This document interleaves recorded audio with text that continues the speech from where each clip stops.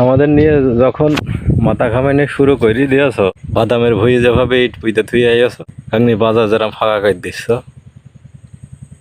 ওরকম সুন্দরভাবে পুলির মুখে মালটার বাগান বড় বৈদ্যাগে শিবপুরের মজায় গাংনি মজায় তারপরে একটা দিলশাদপুরি আছে দিলশাদপুরের মজায় আন্দেপুর মজায় যেমনে যা জমি আছে ওই রকম করে ইট পুঁতে দিয়ে আইসো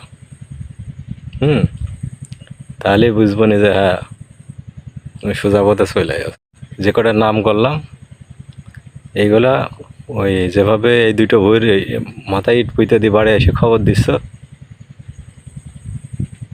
ঠিক ওই রকম করে মালটার বই আর ওই পুলের মুখে আর এই যে গাংনি ভিতরে বিলির ভিতরে ফুলবাগাদের একজনের বাড়ির ভিতরে যেমনে যা পাই সুন্দর করে মাইপে ওইভাবে যেভাবে ইট পুঁতে দিয়ে বাড়ি এসে খবর দিচ্ছ।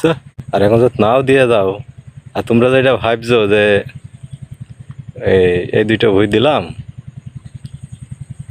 আর যে স্ট্যাম্প করেছি সেই রকম সিস্টেম করে নেব ওটা হবে না।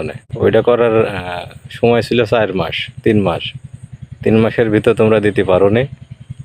আর ওইটা জালিয়াতি করে এলে আমরা জানতাম না যে এত বই আমরা পাই। ইট পুঁতে দিয়ে এসে বাড়ি এসে খবর দিলে এরকম করে মালটার বইটা আর যেখানে যা ভুট্টো লাগিয়েছ বরজ ঘিরেছ পুলির মুখে ঝাড় লাগিয়ে থিয়েছ যেমনি যা মজাই জমি আছে সবগুলো ওইভাবে মাইপে খবর দিও, বেশি সময় লাগবে না।